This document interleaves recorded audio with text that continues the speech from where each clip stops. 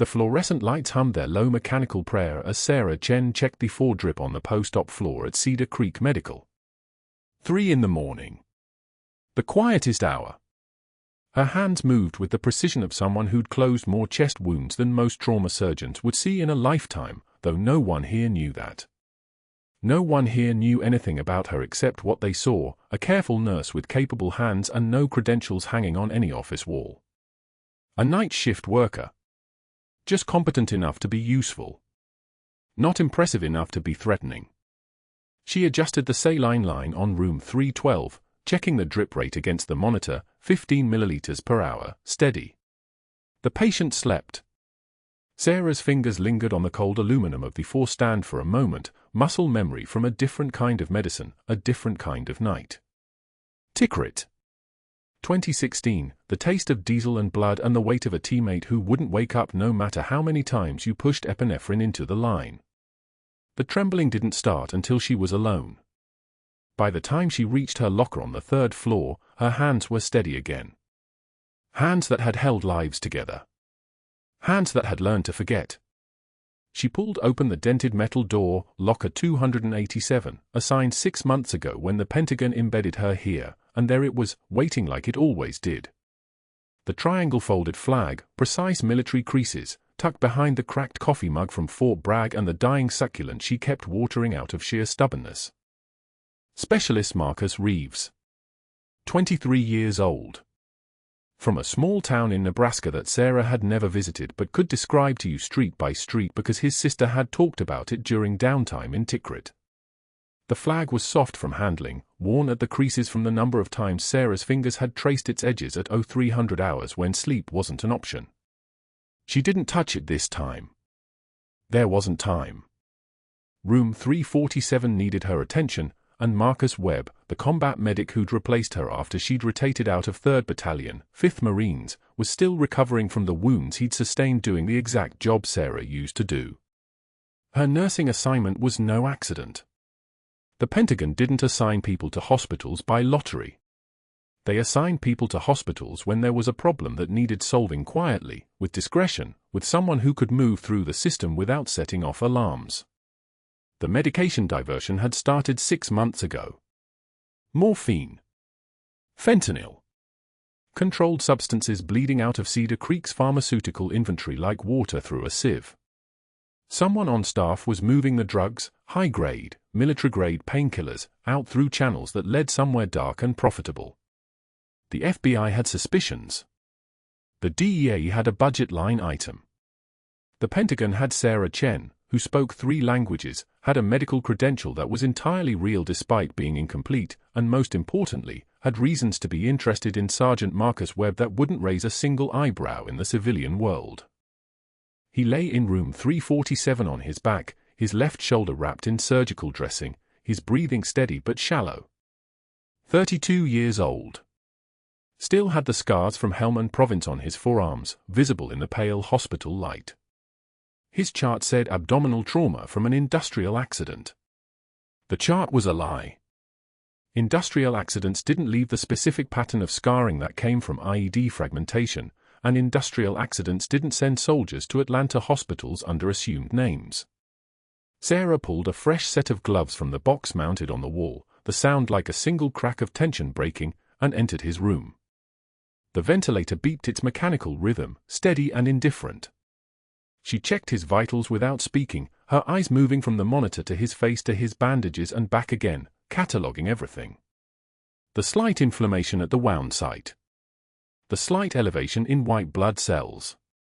The tremor in his breathing that suggested pain medication was wearing off. Everything documented, everything precise. "Captain," he whispered. Just that one word, barely audible. Sarah didn't miss a beat. She adjusted the 4-drip, no change in expression, no glance toward the door, no acknowledgement that he'd just addressed her using a rank she hadn't held in the civilian world for 6 months. "Vitals are stable. You need sleep, not conversation." "How long?" His eyes were half closed, medication heavy, but underneath she could see the sharp edges of a soldier taking inventory. "How long until the next sit rep? How long until they extracted? How long until this undercover assignment broke into something that required the kind of medicine Sarah actually knew how to practice? As long as it takes. She finished the forecheck and moved toward the door. Try to rest.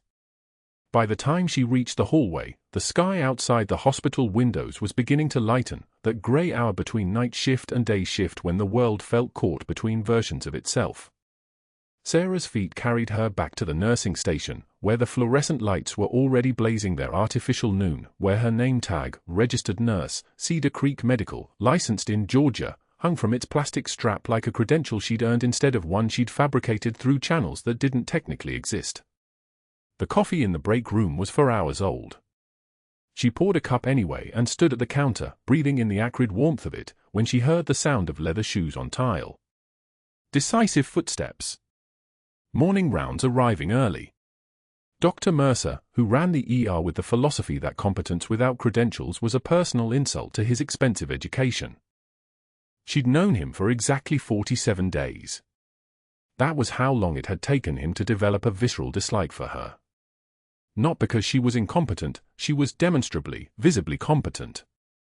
Not because she was rude or insubordinate or difficult. She was none of those things. She was quiet. Efficient. The kind of nurse who caught medication errors before they reached patients because she actually paid attention to the math, who noticed early signs of sepsis because she checked on post-op patients at 3 in the morning instead of waiting for 7 a.m. rounds.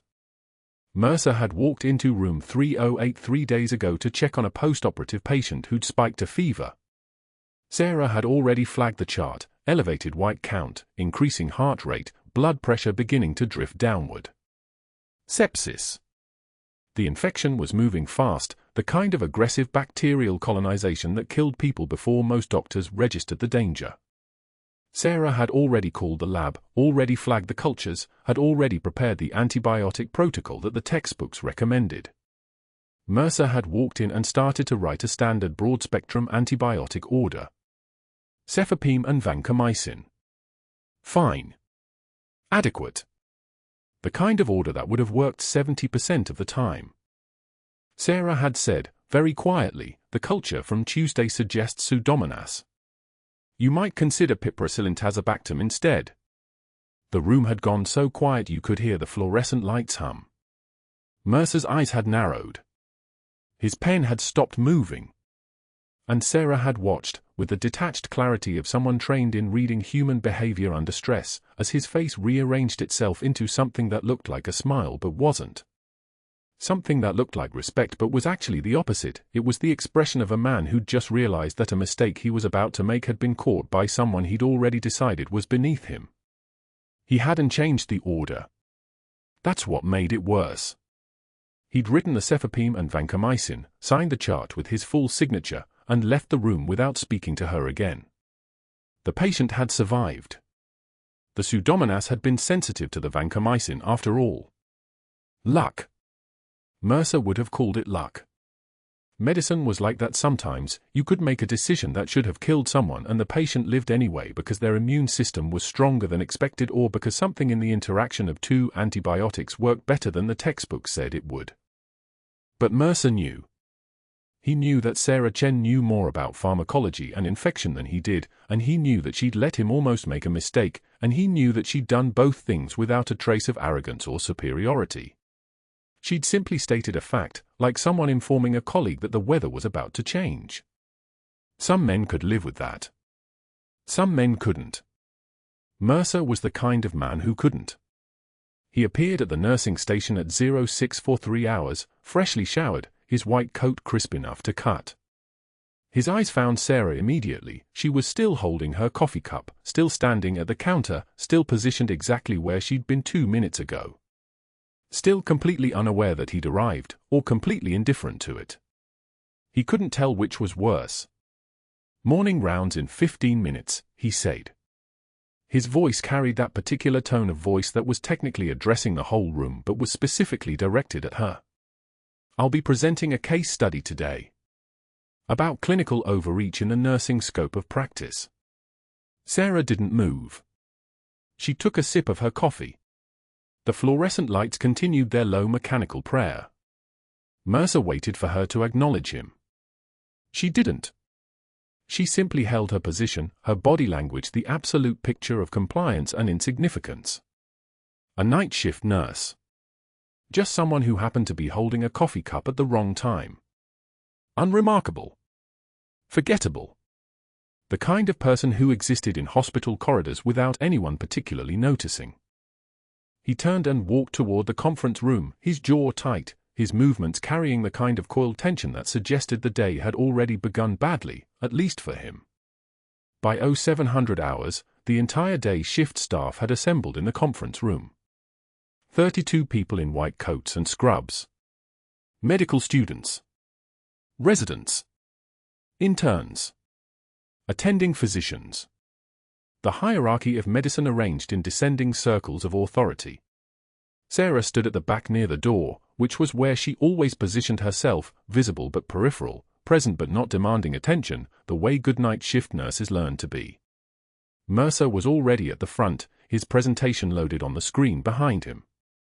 A slideshow. Charts. A patient case presented anonymously, stripped of identifying information, reduced to vital signs and medication orders. Sepsis, he began. Postoperative complication.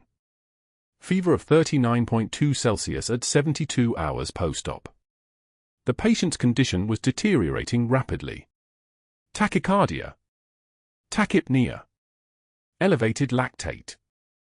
The presentation was unmistakable. He clicked to the next slide.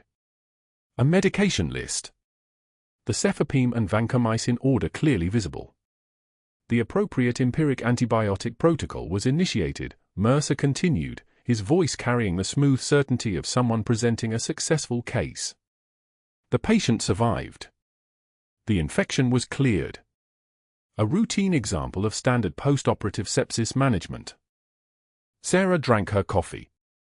She didn't look at the screen. She didn't look at Mercer. Her face was completely neutral, the kind of neutral that comes from practice, from years of standing in rooms while things happened around you and learning not to react to any of it. However, Mercer continued, and his voice had changed, it had acquired an edge now, a sharpness that suggested the presentation was about to take a turn. What you're not seeing in this slide is what almost happened. What nearly occurred because of a nurse's assumption that she possessed medical knowledge that she doesn't actually have. He clicked again. A new slide appeared. A note, handwritten, clearly Sarah's handwriting. Consider piperacillin-tazobactam for Pseudomonas coverage based on preliminary culture. The room shifted. Not loudly. Not dramatically. Just a subtle tensing in the air, a collective intake of breath that suggested the medical hierarchy had just noticed someone stepping outside her lane. This is a perfect example, Mercer said, and now he was looking directly at Sarah, of what happens when nursing staff begin to confuse observation with expertise. When a nurse sees a chart and believes that glancing at a culture, a preliminary culture, I might add, which are notoriously unreliable, gives her the knowledge to override a physician's clinical judgment. One of the medical students turned to look at Sarah. Then another. The residents were watching her face, waiting for her to react, waiting for the performance that would validate their prejudice that night shift nurses were less educated, less capable, less deserving of professional respect. Sarah's face remained exactly as it was. Not angry. Not embarrassed. Not anything. She simply stood there, cup in hand, and let the words wash over her like water. The patient lived despite this interference, Mercer continued, not because of it. A reminder that the boundaries of our roles exist for a reason. This is the kind of behavior that creates liability for hospitals. This is the kind of decision-making that, if we're unlucky, costs lives instead of saving them. He turned back to the screen and clicked to the next slide, a completely different case, a different patient, a different complication.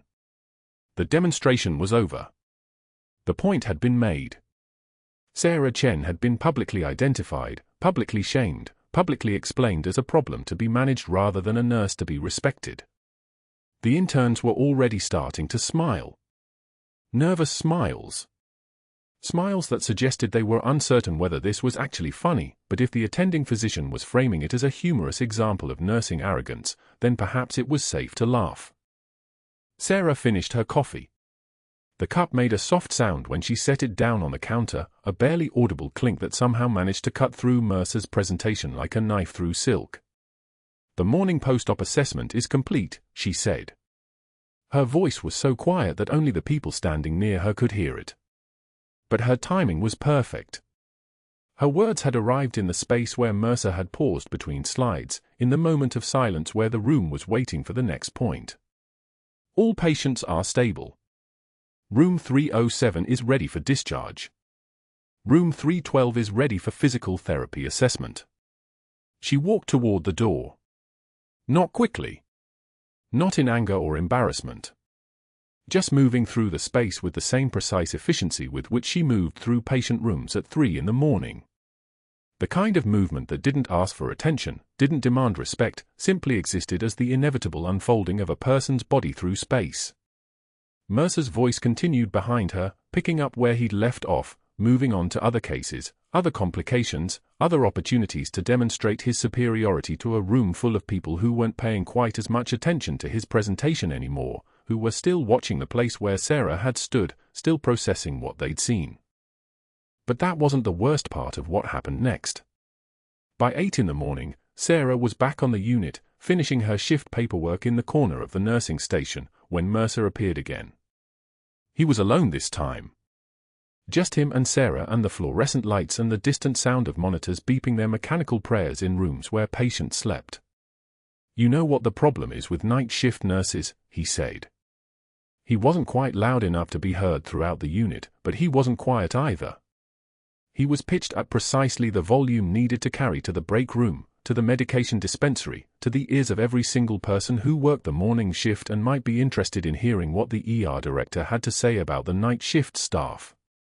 Sarah didn't look up from her charting. "You spend all night alone," Mercer continued, "and you start to imagine that you have knowledge you don't actually possess. You see a problem and you convince yourself that only you can fix it. Classic Florence Nightingale complex.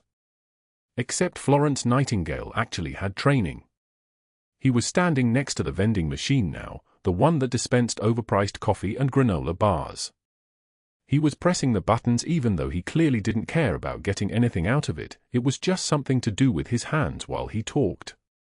Something to give the performance weight. "I'm guessing you didn't finish high school," he continued. "Or maybe you did and you went straight into some nursing program where they don't actually teach pharmacology or critical thinking. Maybe you were in the military or something. That seems to be where all the problem nurses come from. The military programs where they teach you just enough to be dangerous." Sarah set down her pen. Very slowly. Very deliberately. She turned her chair so that she was facing him directly.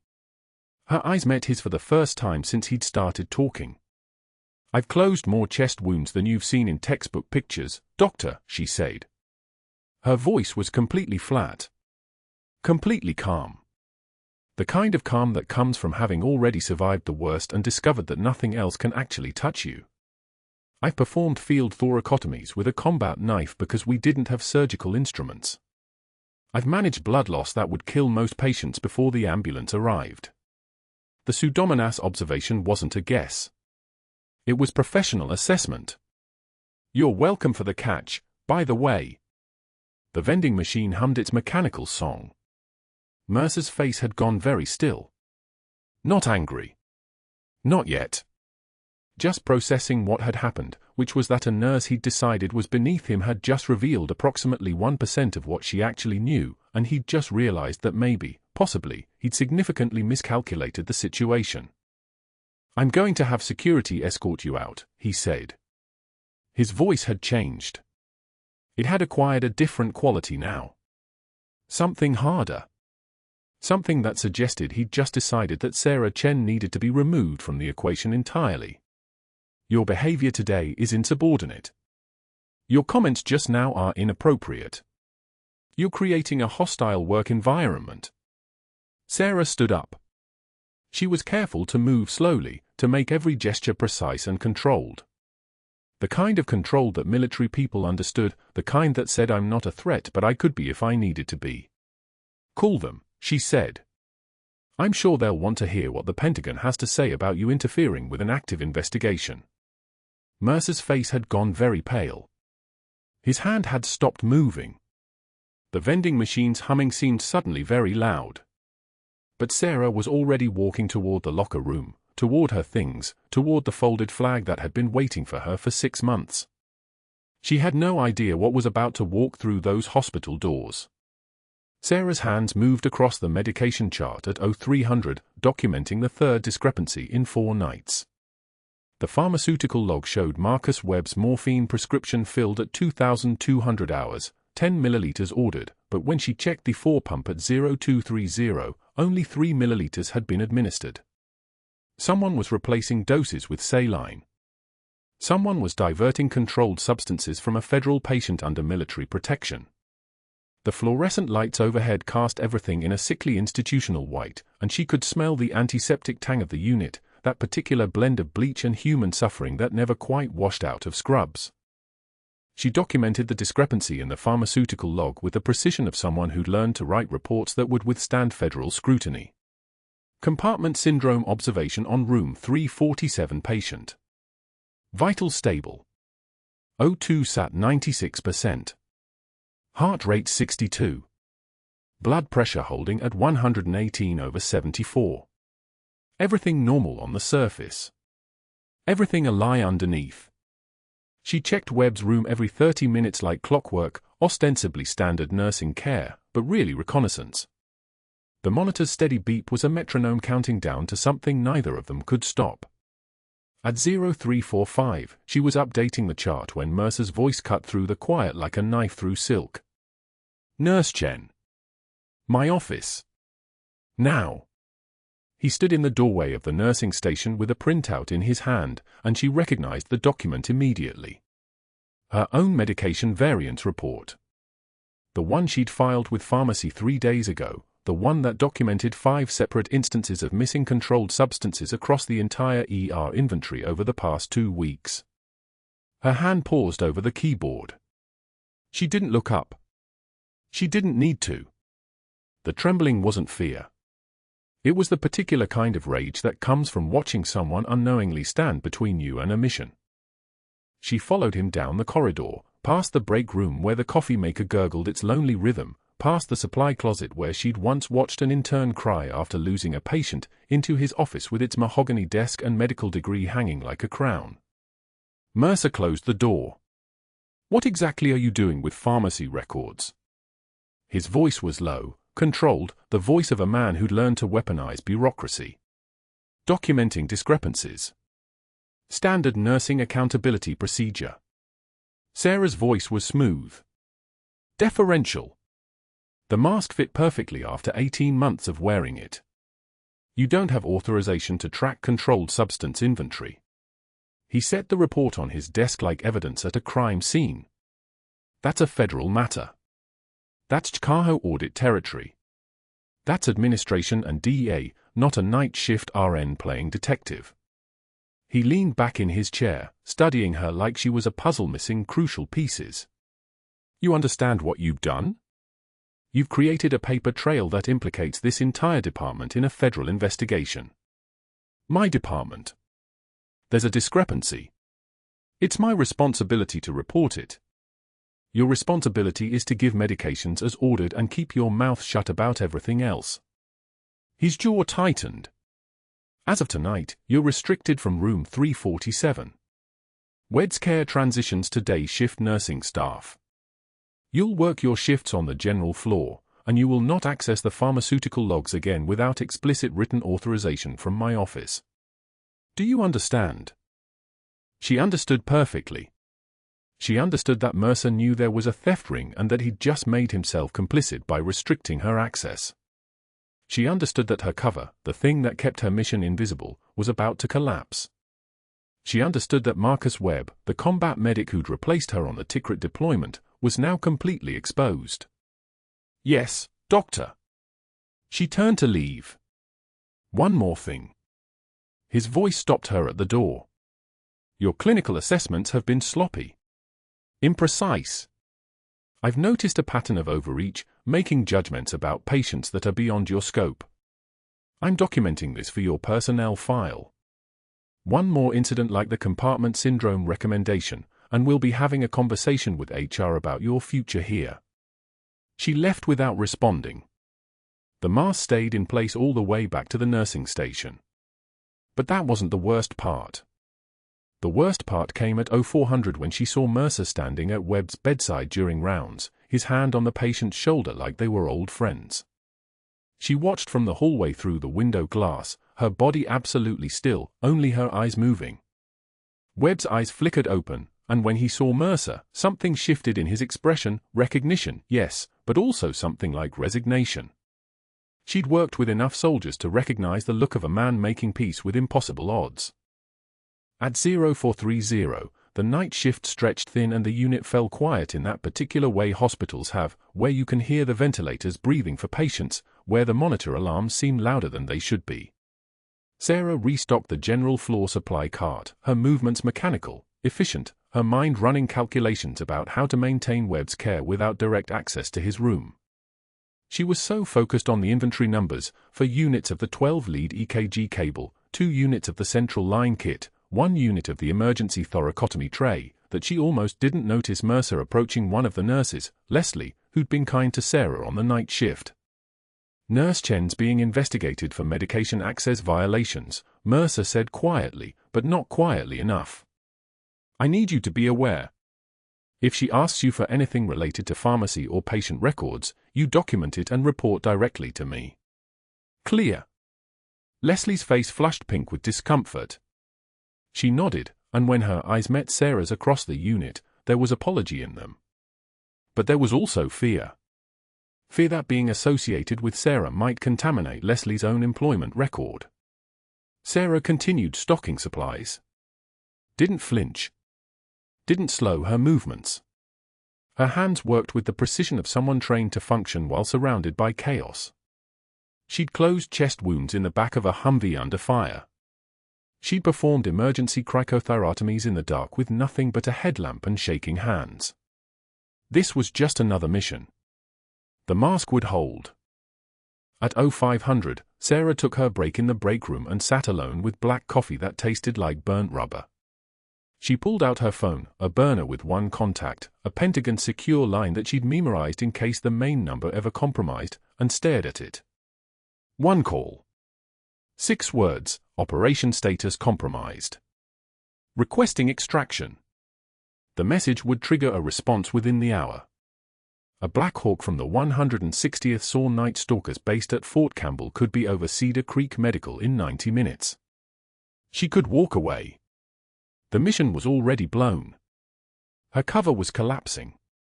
She could call it. But Marcus Webb was alone in room 347, and someone was stealing his morphine, and a man who controlled the pharmacy records was standing between her and the truth. She put the phone away. At 05:05, just as the night shift was bleeding into early morning grey, she found herself alone in the medication supply room, and she made a decision that would echo through everything that followed. She walked to room 347, moved past the sign that said authorized personnel only, and stepped inside. Webb was awake, monitor showing a resting heart rate, his breathing steady, his Tikrit wounds healing exactly the way they should be. "Hello, Sergeant," she said quietly. She didn't use his name. Protocol. But her voice carried something underneath the words, recognition, shared history, the weight of a deployment neither of them had come home from the same way. Webb's eyes opened fully. Recognition flooded through them, and then confusion. Chen. Different name now. Different life. She checked his monitor, her hand steady as surgical steel. "I knew you in Tikrit. 3rd Battalion, 5th Marines, Dark Horse Company. You covered my extraction when the convoy got ambushed at Jolin. You remember?" Webb's jaw tightened. His hand moved across the blanket, searching for something to hold onto. "I remember," he whispered. "Why are you here?" "Because someone has to." Sarah didn't explain about the medication discrepancies or the federal investigation or the fact that his own doctor had just restricted her from his care. She didn't explain about the folded flag in her locker, the one belonging to their teammate who didn't come home from Tikrit, the one she'd been authorized to retrieve only after the investigation concluded. She just checked his verified that the morphine pump was actually delivering what it showed on the readout, and made a mental note to come back in 30 minutes and check again. "You're going to be okay," she said. "I'm not leaving." The room went so quiet you could hear the monitor's steady electronic pulse. She was still in his room, charting at the bedside computer, when her pager buzzed at 0600 sharp. A page from Mercer, exit room 347 immediately. Violation of unit access restrictions. Sarah saved her documentation, turned off the monitor screen, and looked at Marcus Webb. His eyes were already closing, morphine finally delivering what it promised, pain receding into something manageable. She walked toward the door with the same composure she'd worn through 18 months of humiliation and strategic dismantling. In the hallway, Mercer stood with his arms crossed. Behind him, security waited like a threat made flesh. "Your employment privileges in this room are terminated," Mercer said. "You have no authority here. You are a nurse, Nurse Chen. Nothing more. You follow my orders, or you follow security out the door." Sarah met his eyes. For just a moment, the mask slipped. For just a moment, he saw something behind her composure, not anger, but something far worse. Recognition of his own irrelevance. "I understand, Doctor," she said softly. And then the phone in Mercer's pocket buzzed. A text message. His face went pale as he read it. Sarah didn't know what it said. She didn't need to. She already knew what was coming. The monitor's beeping changed rhythm at 0300. Not the gradual drift of sleep apnea. Not the occasional irregular spike that meant nothing. The tone flattened into that single continuous wail that every person in Cedar Creek Medical understood in their bones, flat line. Room 347. Marcus Webb. The combat medic Sarah had stitched back together in Tikrit was now exsanguinating into his own pericardium, his heart strangled by blood it couldn't pump, his body shutting down one system at a time. Sarah felt the knowledge before she heard the alarm.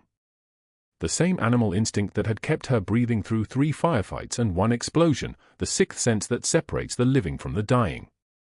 She moved toward his room before the night resident finished running from the nursing station. Her mind was already computing, 0300 hours, Mercer on call in his office, Webb's wife asleep in the waiting room down the hall, no trauma surgeon within 15 floors of this corridor. The crash cart was already rolling. Sarah's hands had retrieved it from its wall mount before conscious thought caught up. The red plastic box with the white cross felt familiar the way muscle memory feels familiar. Her body knew what this moment required before her brain had finished cataloging the options. She'd held this exact model in a forward operating base outside Fallujah while rounds punched through the tent canvas above her head. The equipment was identical. The stakes were identical. The clock was identical. Webb's monitors screamed a symphony of failure, oxygen saturation 71% and dropping, heart rate 142 and erratic, blood pressure 68/41. His chest rose and fell with the desperate gasping of a body in shock, pulling air that oxygen sensors measured as useless. His skin had gone the color of old concrete. "Get me Mercer," Sarah said to the resident, already pulling on fresh gloves. "And push 1 milligram epinephrine 4, now." "I've called him." The resident's hands fumbled with the medication vial, his 3 minutes out, maybe 4. "What are you doing?" Sarah didn't answer. She was already opening the crash cart surgical kit, her fingers moving through the organized compartments with the precision of someone who knew exactly where everything lived. Trauma shears. Chest tube tray. And there, the scalpel she needed, the blade gleaming under fluorescent lights that suddenly felt as cold and bright as operating room lamps. She'd used a combat knife in Tikrit when surgical instruments weren't available. This would be better. This would be faster. "Sarah, you can't, the protocols state we have to wait for." "He's been gone 60 seconds. Her voice didn't match the hands that moved across Webb's chest, pulling his hospital gown away, swabbing the skin with betadine in quick orange strokes. "He'll be gone 3 minutes if I wait for protocols." She didn't hear the resident's next words. She was already in Tikrit, in that tent with the canvas walls vibrating from nearby detonations, with Sergeant Marcus Webb lying on a litter gasping like this, his lungs filling with fluid from a punctured vessel, his heart drowning in its own cavity. She'd saved him then with a field blade and pure refusal to let him die. She would save him now. The scalpel moved with absolute certainty. The skin opened cleanly, muscle and tissue separating like water before a bow. Sarah made the incision small and precise. This wasn't a training scenario with unlimited time. This was for minutes, maybe less. She could feel the temperature of his blood on her gloved hands, warm and insistent, telling her exactly what she needed to know. Hemorrhage was ongoing. The bleeding was active. The heart was drowning.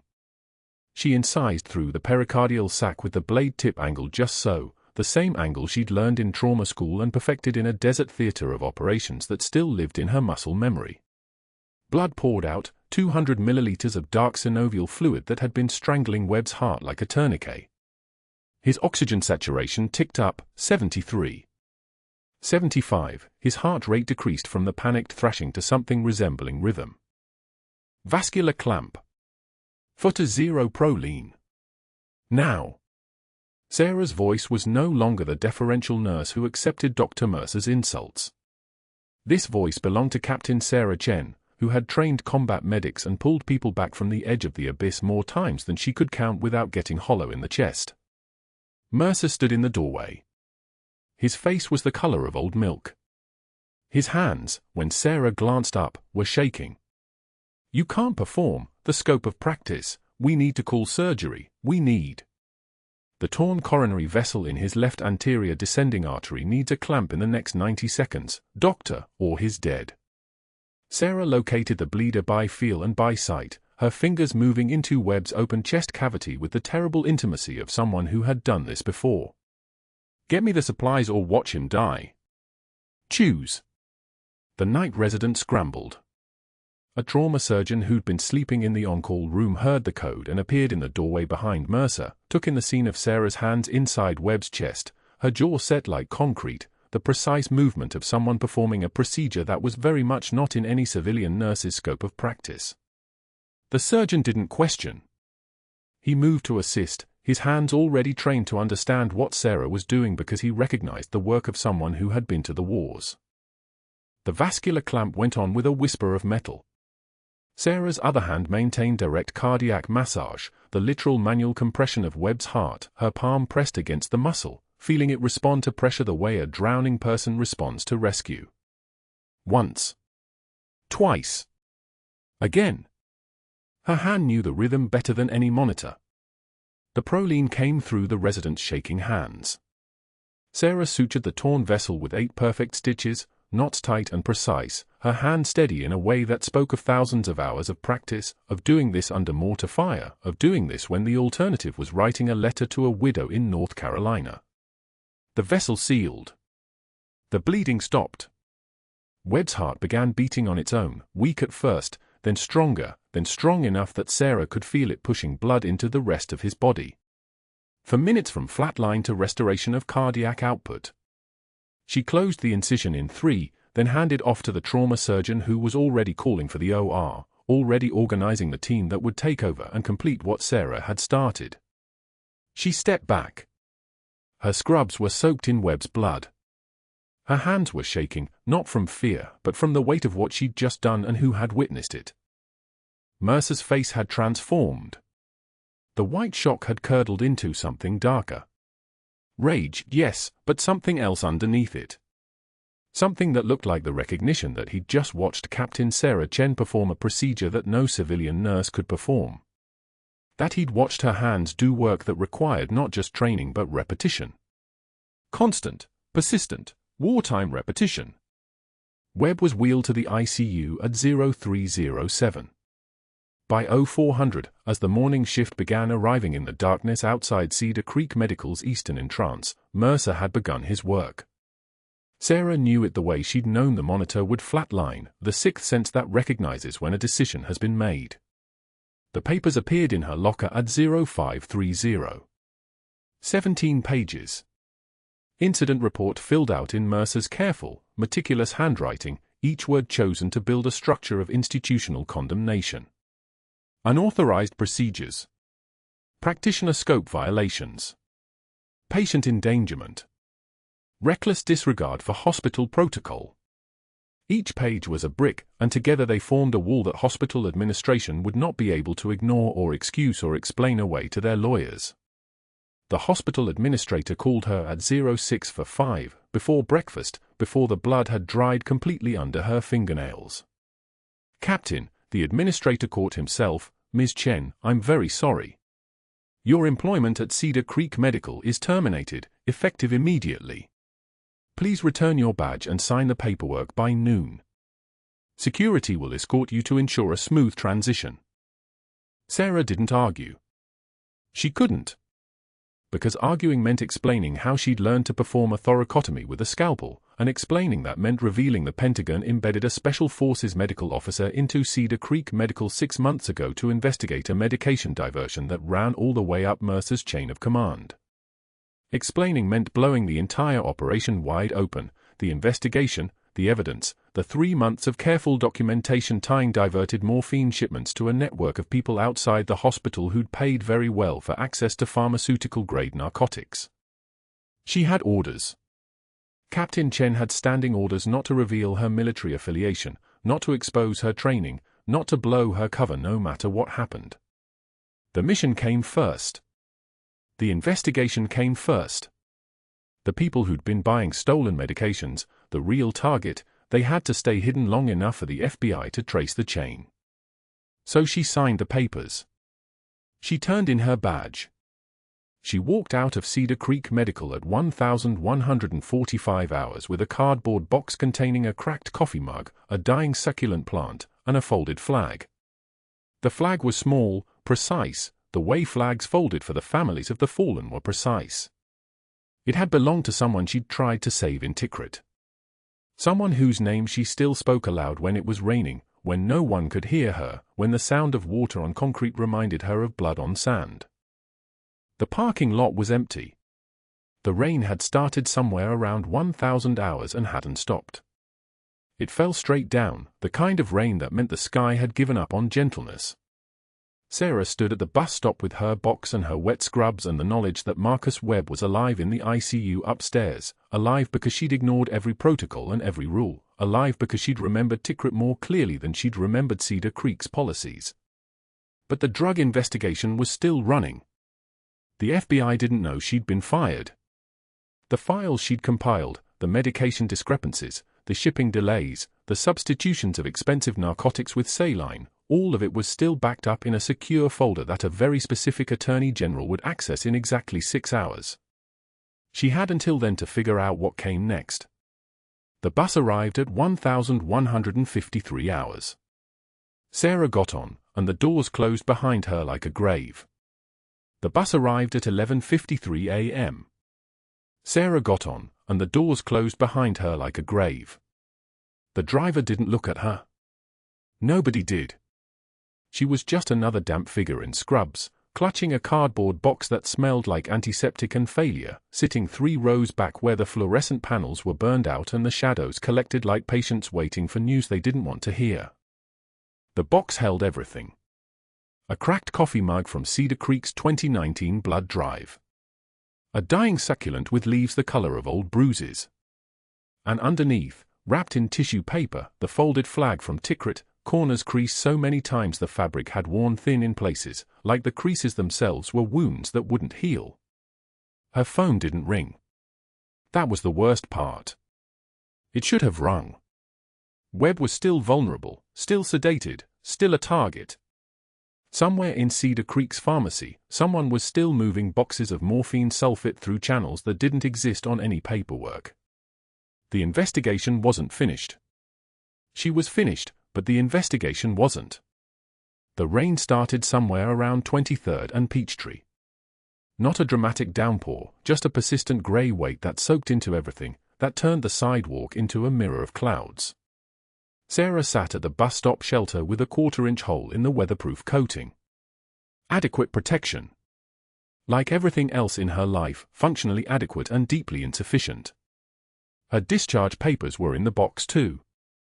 Signed at 9:53 a.m. by an administrator whose hands had actually trembled as he pressed the seal to the document. Liability management. Hospital reputation preservation. The fastest possible removal of evidence that Sarah Chen had ever existed inside Cedar Creek Medical's personnel system. They'd wiped her badge access by 6:35. Her locker combination changed by 7 o'clock. By the time she was bleeding out in the ER bay she'd walked through for 6 months, they were already rewriting which shifts she'd worked, which patients she'd touched, which lives she'd saved. 17 pages of incident reports. Mercer's handwriting, precise and satisfied. Unauthorized procedures. Scope violations. Patient endangerment. Not a single sentence about the fact that Marcus Webb was alive because of what she'd done. Not one acknowledgement that the man's heart had been literally stopped in his chest, that his lungs had filled with their own blood, that in the 14 minutes between his first flatline and her hands finding the bleeding vessel, every other option had failed. She'd walked into that administrator's office at 6:30 and already known. Mercer had been there, sitting in the leather chair like he'd already won, his stack of papers arranged with the care of a man arranging flowers on a coffin. The administrator wouldn't make eye contact. The hospital's legal counsel had sent a subordinate. They wouldn't look at her either. Your employment is terminated effective immediately, the administrator had said. Not asked her to sit. Not offered her water. Just the words, and then the motions, the badge returned, the access revoked, the escort to her locker by someone from HR who smelled like lunch meat and fear. She hadn't cried. Her composure was armor, and armor doesn't cry. Armor just stands there while the world removes itself from around you. Armor watches its own erasure and doesn't flinch. 2 hours. That's how long she'd lasted in the real world. She'd made it 3 blocks from Cedar Creek before the text came through. Security alert, room 347. She dropped the box in the rain and run. Her lungs knew the way. Her legs remembered the rhythm. Her hands had even started their unconscious preparation, already cataloguing what she'd need, already running through the differential for whatever fresh hell had found Marcus Webb while she was standing in a rainy parking lot watching a succulent die slowly. The stairwell was empty. The corridor was empty. Room 347's door was closed, which was wrong, which was wrong, which was wrong. She pushed through without thinking. A man in a black ski mask stood over Webb's sedated form.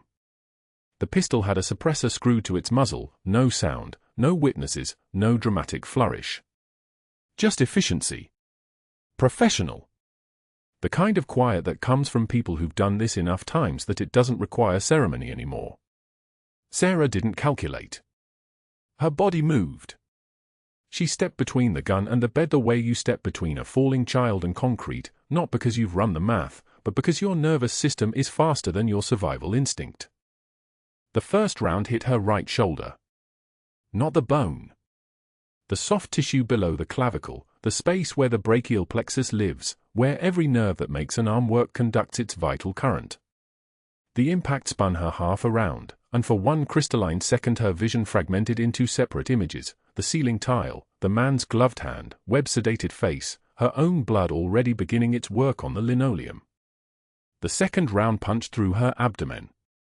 Center mass. Left of the umbilicus. Gut shot, clean penetration, and her knees nearly gave but didn't because there was no time for knees to give. There was only the positioning, the awareness that she was still between them, that her body was still a shield.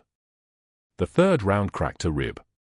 She felt it break, not the sound but the sensation, like a tree limb snapping under ice, the sharp protest of bone giving up its structural integrity. Ricochet risk.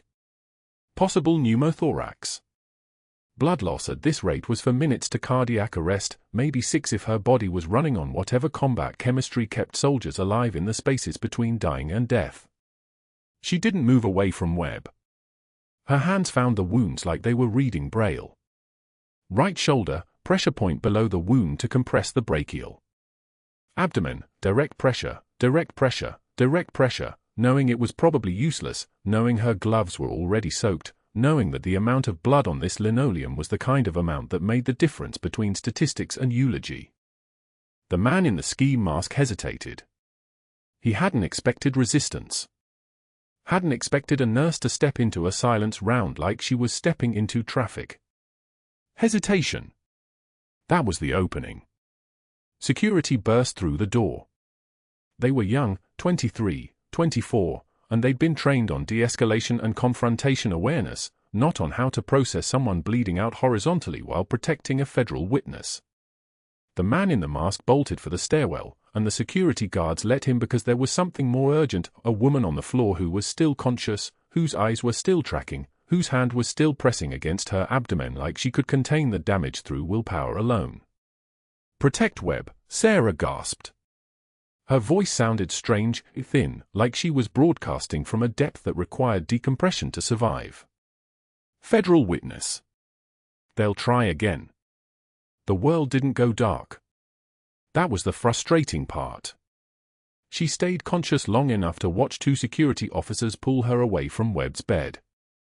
Conscious long enough to feel the pressure bandages going on wrong, too high on the shoulder, not enough direct pressure on the abdominal wound, the rib fracture causing her to take shallow breaths that her body knew were dangerous but her conscious mind couldn't override. Conscious long enough to realize that by stepping between a bullet and another human being, she'd stepped directly out of her own survival. They got her to her own bay in the ER. She recognized the resident, a third-year named Morrison who'd been in the crowd when Mercer had called her a fraud during grand rounds. He was pale. His hands were shaking. He couldn't meet her eyes while he was stopping her from bleeding to death, which was perhaps the most honest response Cedar Creek Medical could have managed. She was still in the ER bay when the hospital administrator arrived with discharge papers already signed. Against medical advice. Refusing further treatment. No admission. Liability reduced to paper and signature. She'd tried to sit up and couldn't. Morrison pressed her shoulder, the unshot shoulder, and she could feel him trying to communicate something without using words. Apology. Recognition. The kind of silent solidarity that comes too late to matter. By 10:53 a.m., she was limping back through the rain toward the bus stop. Her cardboard box was still there, sitting in a puddle, the succulent finally dead, the flag getting incrementally soaked, the cracked mug filling with rainwater like it was collecting tears for her.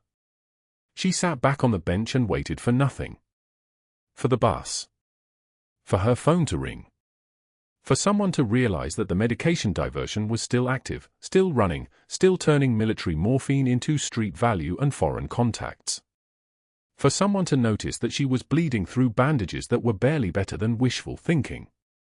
The rain kept falling. It didn't care that she'd tried. It didn't care that Webb was alive or that Mercer had destroyed her cover or that somewhere in this hospital system, someone was still counting boxes of a drug that soldiers died without. She held the cardboard box and waited for the world to stop making sense. The rain stopped at 0600 hours. Cedar Creek Medical's parking lot sat empty, waiting. Sarah sat on a bench outside the emergency entrance, her cardboard box resting against her thigh, her shoulder wrapped too tight, her ribs screaming with every breath. The folded flag inside the box seemed heavier than it should be. 3 hours since the shot fired. 3 hours since she'd chosen to stand between a loaded weapon and an unconscious man. 3 hours since her entire operation collapsed into blood and linoleum and the knowledge that everything she'd worked for was now classified, compartmentalized, and utterly beyond her control. By 0630, the first truck arrived. Then the second. Then the convoy. Sarah watched them pull into the lot, unmarked vehicles, moving with military precision, doors opening in perfect synchronization. Soldiers emerged. Not regular soldiers. These were men with the bearing of operators, the quiet confidence of people who'd walked through hell and decided it was just another Tuesday. They wore dress uniforms, the kind reserved for ceremony, for funerals, for moments that mattered enough to stop the world. 75 of them. Sarah counted as they moved into formation, lining the corridor from the parking lot to the hospital entrance like an honor guard for royalty. Their boots echoed in unison against the asphalt. Click, click, click, click. A woman in a dress uniform stepped out of the last vehicle. A major, Sarah's combat medic training, screamed at her to notice. The woman walked directly toward the bench where Sarah sat with her cardboard box and her bandaged wounds. Captain Chen. Not a question.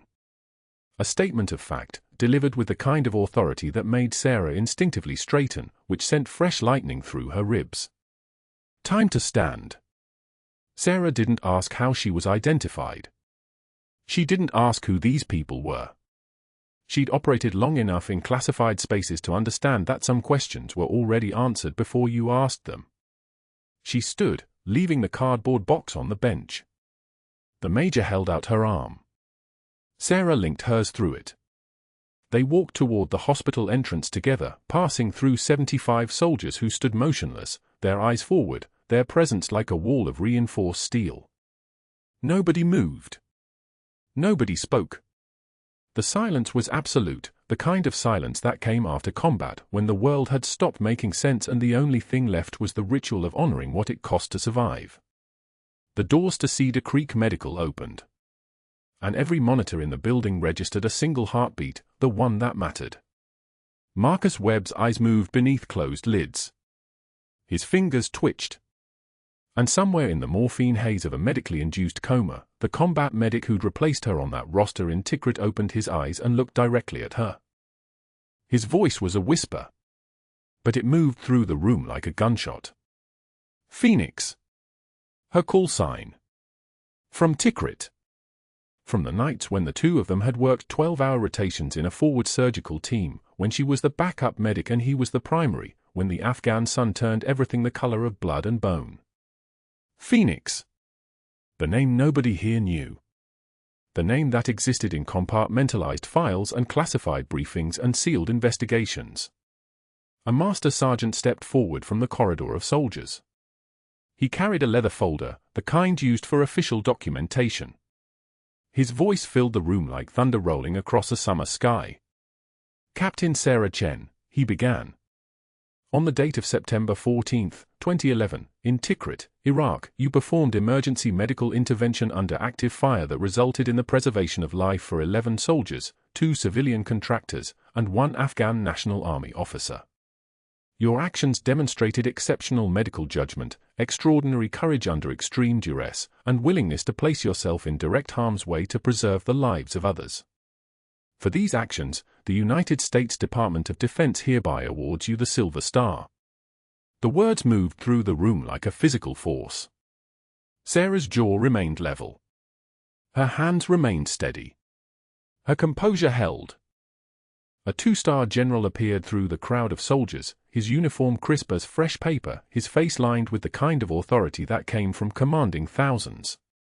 He stepped directly in front of Sarah Chen and, in front of 75 soldiers and a hospital floor full of staff who'd never known she was anything but a night shift nurse, he saluted. She returned it. Her arm moved with the precision of someone who'd done it 1,000 times. Of someone who'd earned it. The general hung the ribbon around her neck. Silver with a white stripe down the center, the color of weapons and honor and choices made when every instinct screamed to run. Then Dr. Marcus Mercer pushed through the crowd. His face had gone the color of raw steak. His eyes were moving like a trapped animal looking for exits. When he spoke, his voice came out hoarse, fractured, a thing that had been broken somewhere in the previous 6 hours and never properly reassembled. This is insane. She's a fraud. A civilian nurse who, she has delusions of, he was shouting now, his professionalism dissolving like sugar in water. She violated protocol, she endangered patients, she. 2 figures in dark suits moved through the corridor of soldiers like sharks through calm water. They didn't hurry. They didn't raise their voices. One of them simply held out a badge that said FBI in letters so precise they looked carved from metal. Dr. Marcus Mercer, the agent said, you're under arrest for falsification of federal medical records, theft of controlled substances from a federal installation, and conspiracy to distribute diverted medications to foreign contacts. The handcuffs appeared in his other hand like magic. Or like consequence. Same thing, really. Mercer started to speak. His attorney, suddenly appearing from nowhere, made a small cutting gesture with his hand. Mercer shut his mouth. The handcuffs closed around his wrists with a sound like a promise finally being kept. As they walked him out, the sound of his shoes against the hospital floor matched the sound of Sarah's footsteps from 6 months ago, when she'd walked out with her cardboard box, her wounds hastily bandaged, her career apparently over. But that walk had been toward the rain and isolation. This walk was toward federal custody and public humiliation and a future where every credential he'd ever used as a weapon would be stripped away in front of witnesses. A Pentagon liaison, a bird colonel with silver eagles on his shoulders and the kind of calm that came from managing classified operations, turned to address the hospital board, who were standing at the far end of the corridor looking like they'd been hit with a classified information hammer. Captain Sarah Chen conducted a 6-month classified operation on your premises investigating pharmaceutical diversion, he said without inflection. Dr. Mercer established an offshore account using stolen hospital supplies.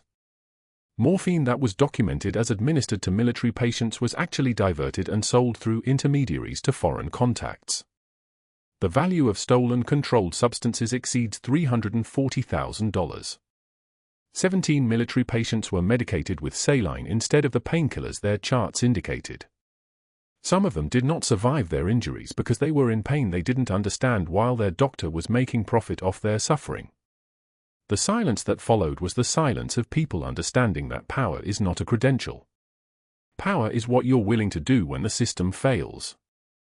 6 months later, Marcus Mercer stood in front of a community college classroom in a fluorescent-lit basement, wearing an orange vest over wrinkled street clothes, teaching CPR certification to a group of teenagers who'd signed up for the course without knowing they were learning from a man whose medical license had been permanently revoked. His hand shook as he demonstrated chest compressions on a training dummy. His voice had lost its authority, it sounded now like a man who'd been gutted and was trying to pretend he still had a spine. The job paid minimum wage. The position had come with a gentleman's agreement: teach this course, cause no trouble, see no patients, speak to no press. The hospital had fired him. The state medical board had shredded his diploma in an official proceeding. His name no longer appeared in any directory, any registry, any system that mattered. He'd been unmade. Not through violence or threat, but through the slow, methodical application of truth. Through paperwork and federal sentencing guidelines and plea agreements that left him with nothing but the knowledge that a night shift nurse, a woman he'd mocked in a vending machine line while interns laughed, had dismantled everything he'd built by simply refusing to be destroyed by his contempt. Arlington National Cemetery in late spring looks like a place where the world makes sense again. Or maybe like a place where sense finally stops mattering and only sacrifice remains. Sarah walked between the rows of white stones, each one marking someone who decided that honor was worth the cost. Webb walked beside her, fully recovered now, reassigned to active duty, his eyes clear and focused in the way they became after brushing against death and deciding to live anyway. Section 60. Specialist Marcus Reeves. Not all who wander are lost. Sarah placed a second folded flag on the stone, the one that had been presented to Webb after his own near-death experience in the hospital, the ritual that honored his survival by acknowledging what it had cost. She knelt, her ribs still aching in specific places, her shoulder still tight with the kind of tension that came from healing, and she touched the name. "He taught me that," she said quietly. Marcus Webb didn't ask what. He knew. That competence doesn't need credentials to save lives. Just courage to act when others freeze. Her phone buzzed. A news alert. Mercer's orange vest, Mercer's shaking hands, Mercer's classroom of indifferent teenagers learning CPR from a man nobody knew was a cautionary tale. The headline read, "Disgraced physician teaching community college after license revocation." Sarah pocketed the phone without showing Webb. They stood together in the silence of Arlington, where 75,000 soldiers rested beneath identical white stones, where the world had been remade by people who understood that power is not a title or a credential or a position on a hospital hierarchy. Power is the ability to help. Power is the willingness to stand between danger and the vulnerable. Power is the quiet competence that never asks permission, never waits for approval, and never stops moving forward even when everything is designed to destroy you. As they turned to leave, Sarah's phone buzzed again. A message from the Pentagon liaison: "Your next assignment briefing is Monday. Welcome back to active duty, Captain." She deleted it without reading it twice. But as she and Webb walked back through the rows of white stones, toward a life where her name could be spoken aloud and her accomplishments could be acknowledged in a light instead of hidden in classified files, she understood something that Dr. Mercer would never understand, that the quietest people in the room are often the ones holding everything together. That respect is earned, not demanded. That heroism doesn't announce itself, it just quietly saves lives when others are too afraid to act. Subscribe and hit the notification bell for more stories about the quiet heroes who walk among us. Comment below, what would you have done if you'd been in Sarah's position? Keep your cover intact or break silence to save a life?